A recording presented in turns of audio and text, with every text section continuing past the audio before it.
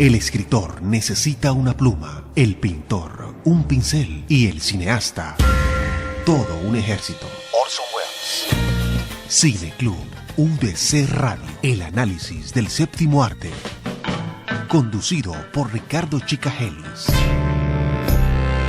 Cine Club, UDC Radio, la nueva visión del cine.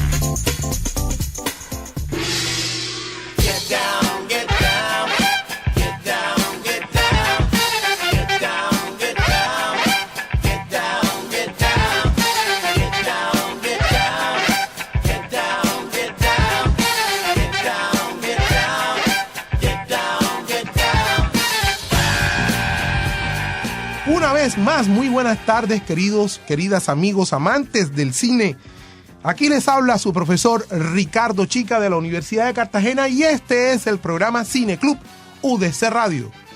En una tercera ocasión, en un tercer programa, contamos con la presencia del profesor Raúl Porto Cabrales, colaborador, profesor aquí en el programa de comunicación social de la Universidad de Cartagena, y nos está acompañando en la difusión de una interesante investigación sobre los inicios del cine en Cartagena. Abarca prácticamente medio siglo del siglo pasado, del siglo XX, y aquí tenemos de nuevo al profesor Raúl acompañándonos en este tópico. Muy buenas tardes, Raúl. Muy buenas tardes, profesor, y nuevamente con ustedes en el programa del día de hoy.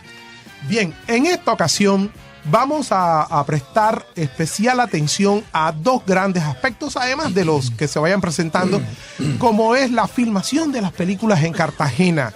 Tenemos por un lado la filmación de las películas de Cartagena y por otro lado los primeros pasos del Festival de Cine por allá en 1960.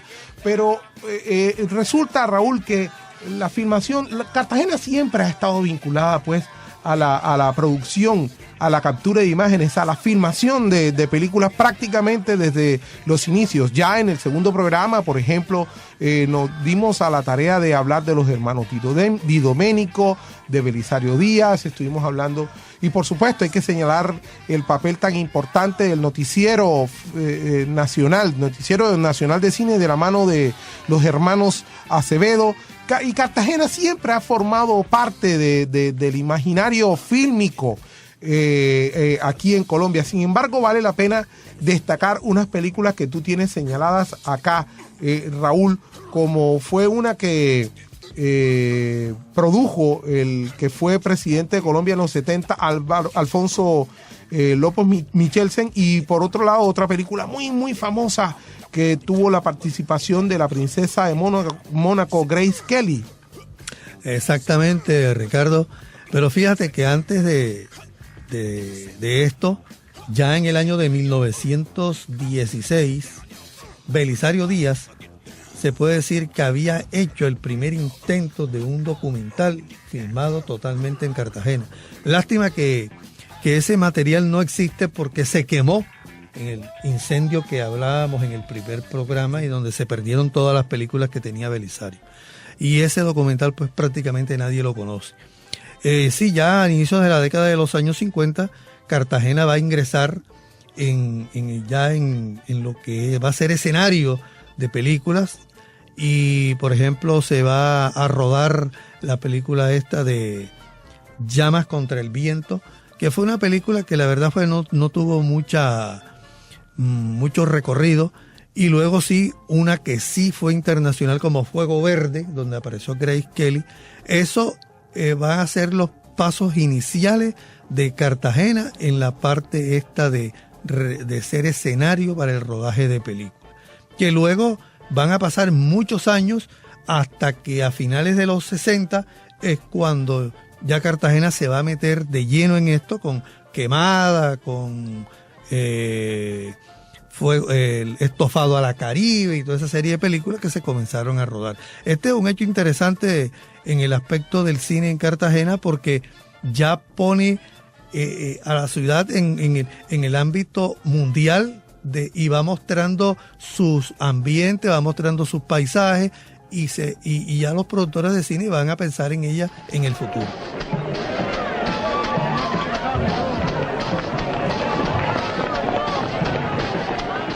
Sí, En efecto, profesor Raúl, yo pienso que Llamas contra el viento, si bien no fue una película, digámoslo así, tan popular y de un efecto, digámoslo así, en el gran público, de todas maneras es clave. En YouTube yo creo que ustedes ponen Llamas contra el viento y le aparecen unos 8 minutos de película, que es interesante ver, porque allí aparece de la mano del ballet de Sonia Osorio una serie de manifestaciones culturales, de manifestaciones folclóricas, especialmente de distintos bailes de la cultura popular caribeña.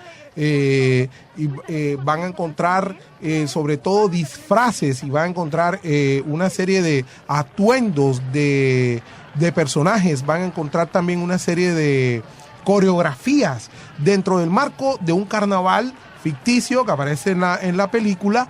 Y en ese sentido, esta película se constituye en un archivo interesante también de la fisionomía urbana de la ciudad, porque alcanzamos a ver los primeros trazos arquitectónicos modernos que aparecen en la Matuna, Raúl. Y uno se da cuenta de los primeros edificios de los años 50 en la Matuna, y también uno se da cuenta de otros aspectos importantes, como por ejemplo cómo vestía la gente en aquella época. Uh-huh. Sí, y cómo se comportaba la gente en aquella época. Sí. Y aspectos publicitarios también, ¿no? Entonces es interesante que ustedes vayan al internet, a YouTube, y colocan ahí en el buscador Llamas contra el viento, y van a aparecer esos 8 minutos que son interesantes de ver, porque es finalmente un registro histórico de la ciudad. Y de otra parte, esta otra película con Grace Kelly, de Fuego Verde. Fuego Verde, también es importante. Nosotros en YouTube te podemos encontrar algunos fragmentos de la película y ver allí algunos aspectos de la ciudad. Yo encontré, Raúl, que de todas maneras hubo gente importante de la élite, especialmente de Bogotá, muy molesta con los productores de esta película, con la Goldwyn, con la Metro Goldwyn Mayer. Sí, estuvo muy molesta porque ellos esperaban que se mostrara el Corralito de Piedra con todo su esplendor, con todo su patrimonio, con todo su aspecto arquitectónico, su belleza, pero no es así.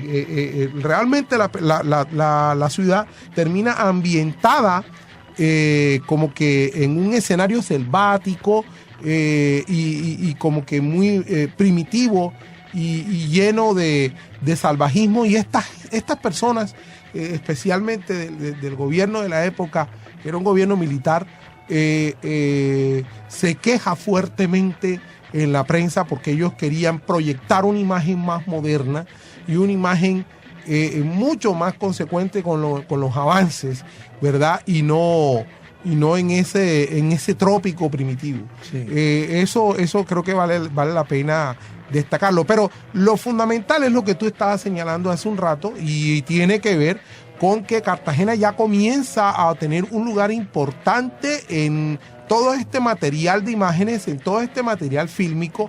Vale la pena, por ejemplo, destacar también que en Llamas contra el viento aparecen las reinas desfilando con sus carrozas, claro, y los edecanes de la Armada, etcétera, etcétera. Y fíjate que todo esto es preámbulo, ¿verdad?, a la aparición en televisión de Reinado. Uh-huh.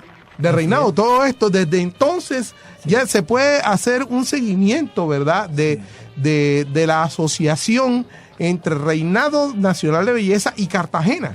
Sí, esto va quedando en todo el imaginario colectivo de la nación colombiana. Esto me parece que es clave. Sí. A mí me da la impresión que fue filmada en las fiestas de noviembre de ese año. Así es, como que coincidió para aprovechar una serie de manifestaciones culturales que aparecían, y es que uno en ese tramo de 8 minutos uno puede ver cómo eran las fiestas en aquella época y cómo son ahora. Sí, eso es bien interesante. Sí, es verdad. Ahí se muestra la participación de aquellos grupos folclóricos autóctonos que se desaparecieron de Cartagena, que caen en el olvido social, y eso francamente es un asunto delicado, porque es que se trata de la memoria de la cultura popular, nada más y nada menos. Correcto, es más, yo a raíz de ese corto que tú estás hablando, yo le sugerí al IPCC que por favor la gente que está encargada de manejar esto del reinado, de las fiestas de noviembre y todo eso, miraran eso. Claro. Y se trasladaran a esa época para que vean cómo estaba eso organizado. Cosa que en la actualidad no es así.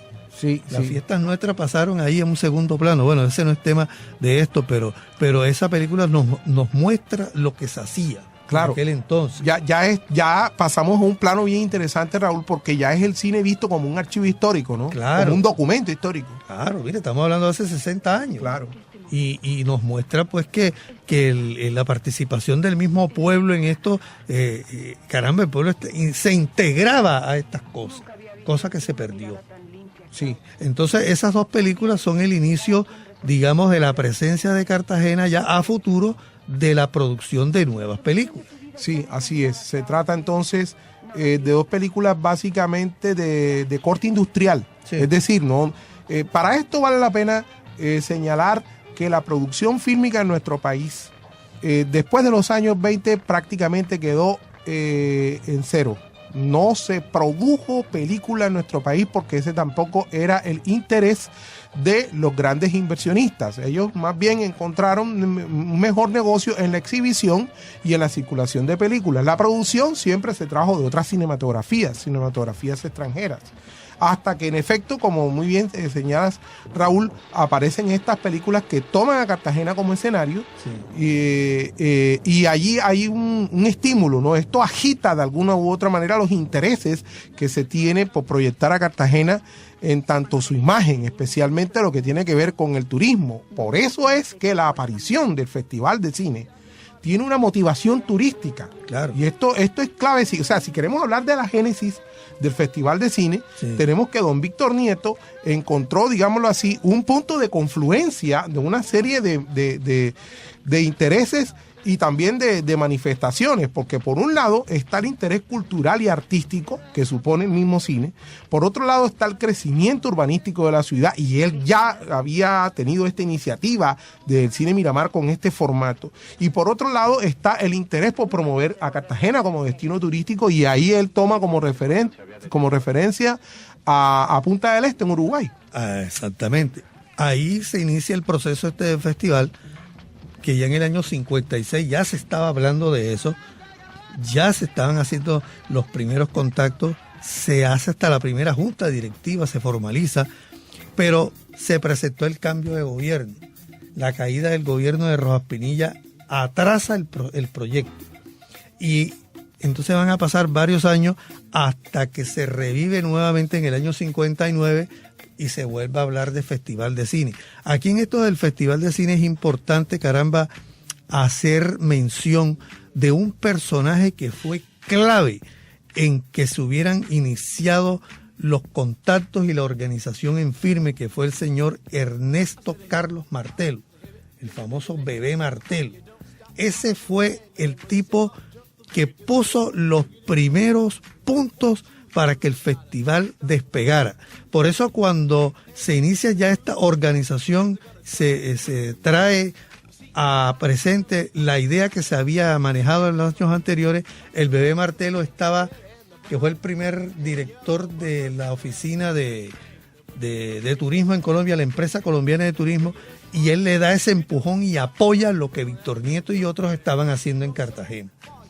Pero es siempre bueno recordar el nombre de este personaje que detrás de bambalinas hizo posible que el gobierno apoyara todo este proyecto. Claro, entonces, bueno, esto es importante, Raúl, porque aquí estamos viendo cómo la iniciativa del Festival de Cine fue capaz de aglutinar no solamente a diversas instituciones, sino a personas, ¿verdad?, que de alguna u otra forma impulsaron y creyeron en un proyecto que en efecto ya va por más de medio siglo. Sí, claro, ya tiene 53 años.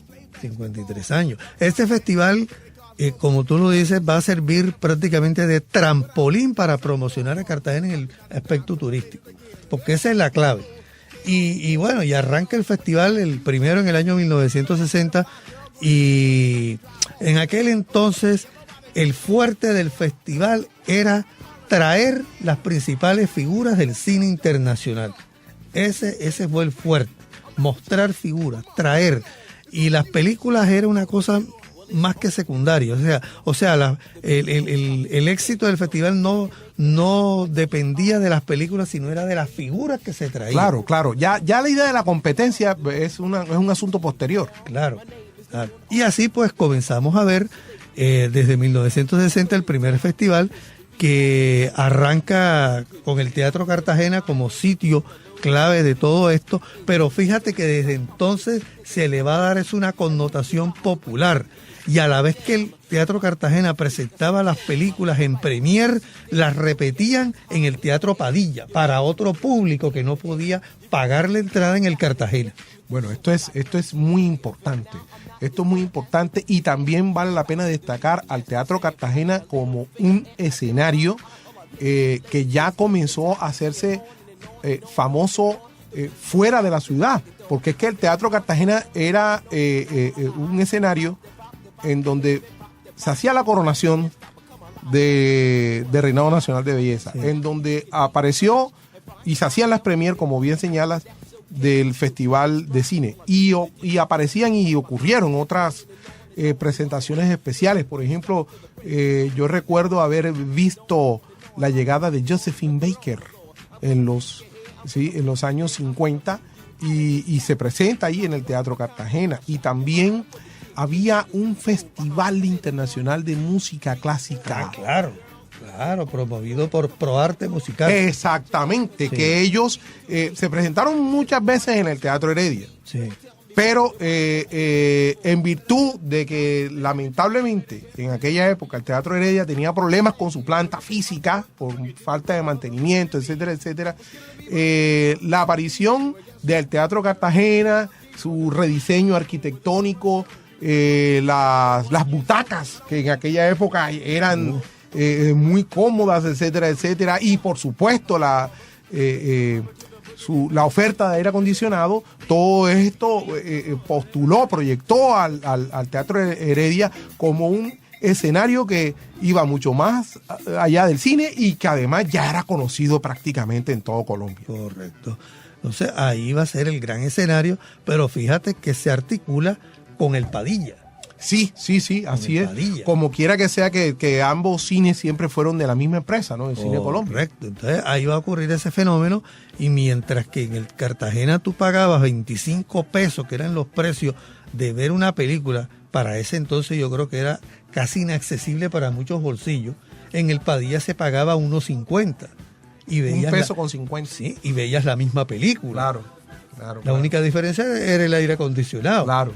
¿Ves? Pero fíjate que de una vez se involucraron a los dos sectores sociales de Cartagena en esto. Y la gente en Cartagena, que era amante del cine, pues no estuvo marginada de este proyecto desde el principio. Y por eso la gente, yo pienso que al cartagenero el Festival de Cine le llegó tan adentro, que por eso el cartagenero lo vivía y lo sentía, y todavía lo sigue sintiendo. Así es. Es un evento cultural que se quiere mucho, ¿no? Sí. Que la ciudadanía lo tiene un gran sentido de pertenencia. Claro. Ahora, otro fenómeno, Enrique, que se presentó aquí para la inauguración de este primer Festival de Cine, fue cuando el público cartagenero se convenció con sus propios ojos que los artistas sí existían. Claro. De ver esas figuras desfilando por todo el Camellón de los Mártires en una alfombra roja que se tendió. ¿Ah? Esto es importante que lo esté señalando Raúl.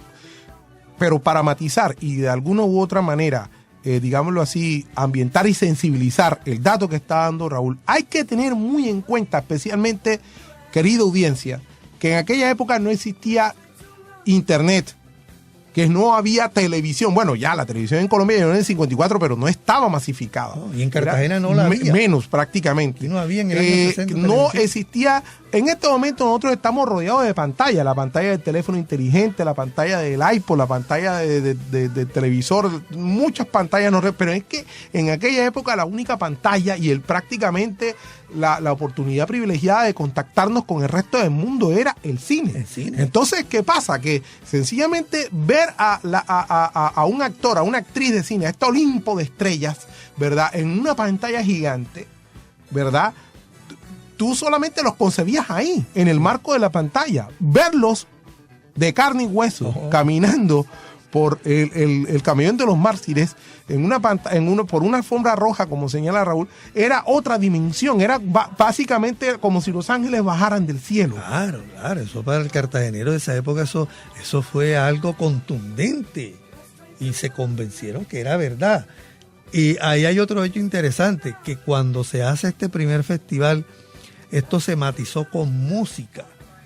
Y trajeron contratada a la orquesta salvadoreña de Lito Barriento, que fue la que amenizó todos los días del festival y los bailes que se realizaban en el Club Cartagena todos los días, porque todos los días había un baile dedicado a una de las delegaciones que asistieron. Entonces imagínate la rumba corrida que hubo en Cartagena durante 8 o 10 días. Y allí hay otro hecho a resaltar, que a alguien se le ocurrió sacar esas fiestas del Club Cartagena y se inventaron una cumbiamba a la orilla del mar en Marbella. Y ahí se dieron cuenta, en menos de lo que cantaba un gallo, la presencia de las artistas estas norteamericanas que llegaron y francesas, que en 5 minutos aprendieron el cuento de cómo bailar cumbia y todo eso. Claro. Y crearon un ambiente diferente, lo sacaron de allá del club y lo metieron ahí para que el mismo pueblo lo viviera y lo viera. Claro, esto es bien interesante porque se trata de una experiencia, ¿verdad?, de contacto con el mundo y de contacto con el arte y la cultura en un contexto popular, en un contexto popular, y por supuesto estos elementos hicieron que la gente quisiera y quiera mucho el festival. Raúl, yo quiero hacer un pequeño viraje aquí y decirles a ustedes que que estamos aquí en Cineclub UDC Radio con este tema de la historia del cine en Cartagena. Ya nos queda poco tiempo, por eso yo quiero hacerte esta pregunta: ¿por qué a ti te interesó el tema del cine e investigarlo de la manera como tú lo has investigado? Te hago esta pregunta porque nosotros acá en la Universidad de Cartagena siempre te hemos conocido como un historiador, especialmente en todo lo que tiene que ver con el deporte, y el deporte sobre todo el fútbol, el boxeo y el béisbol, pero de repente el cine a mí francamente me sorprendió. Vamos a cerrar pues con esto, Raúl. ¿Por qué te interesó esto? Bueno, primero que todo por ese espíritu mío de curiosidad, de ir descubriendo las cosas que típicas nuestras, que no encontraba explicación. Yo quería saber exactamente cómo era que había sido el tejemaneje del ingreso del cine en Cartagena y cómo se había ido evolucionando. Segundo, a eso va unido a que yo prácticamente podría decir soy un amante del cine desde niño, desde pelado. A mí me llevaban a cine desde que yo tenía 4, 5, 6 años. Y me iba a las películas, me llevaba mi papá o mi mamá. Entonces eso para mí, el cine se convirtió en algo tan de mi integridad personal, que yo conocía y vivía al tanto de todo el movimiento que había en el cine a nivel internacional. Es más, yo lamentablemente no sé qué se hizo, eso se perdieron, o no sé qué pasó. Yo llevaba un récord y anotaba todas las películas que yo veía, la fecha, el teatro, el día, la hora y el nombre de la película. Yo tenía un récord impresionante. Ajá. Yo no me perdí una película en Cartagena. Entonces, eso llevó, estaba untado de cine y para mí fue más fácil meterme en esta investigación. Y cuando entré ahí yo no sabía lo que yo me iba a encontrar. Claro.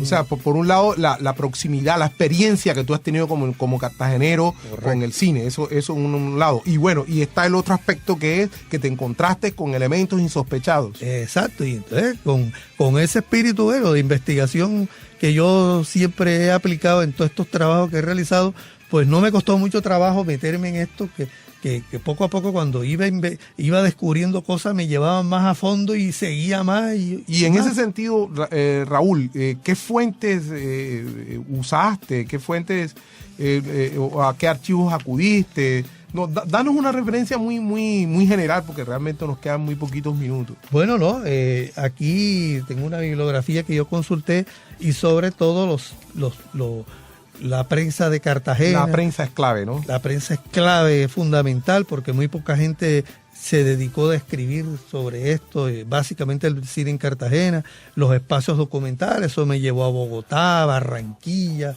estar en diferentes bibliotecas. Tuve unos testimonios orales de personajes que ya se murieron, como Víctor Nieto, como que murió recientemente, Alberto Sierra. Yo tuve ocasión de tratar mucho a Floro Sánchez, que manejó el Teatro Cartagena más de 40 años, en fin, y con ellos tuve otra visión de todo ello, de todo eso que ellos habían vivido, y bueno, eso enriqueció más el trabajo que yo realicé. Bien, y ya por último, ahora sí, tenemos esperanza de haber publicado esto algún día prontamente. Ojalá. Ya aquí en la Universidad de Cartagena está en prensa, por supuesto, un libro sobre la historia del béisbol en Cartagena. Interesante, pero yo creo que este viene siendo un segundo proyecto también, ¿no? Ojalá, yo creo y espero que sea así, porque esto vale la pena divulgarlo para que la gente lo conozca. Sí, así es, eso es clave. Damas y caballeros, hemos pasado un tercer viernes por la tarde en compañía de profesor Raúl Porto Cabrales en este fascinante tema de la relación entre el cine y Cartagena desde el punto de vista de la historia. Aquí les habló su profesor Ricardo Chicageli, su servidor, y de verdad que estoy muy agradecido por su compañía. Hasta pronto. Cineclub UDC Radio. Dirección: Marta Amor Olaya. Producción: Gustavo Chicagelis. Técnica: Amílcar Bon Babilonia. Webmaster: José Daniel Castillo Chica. Realización y conducción: Ricardo Chicagelis. Haz parte de este Cineclub. Déjanos sus comentarios en Facebook, Cineclub UDC Radio, o en Twitter, @Cineclub UDC Radio, y comparte con nosotros la nueva visión del cine.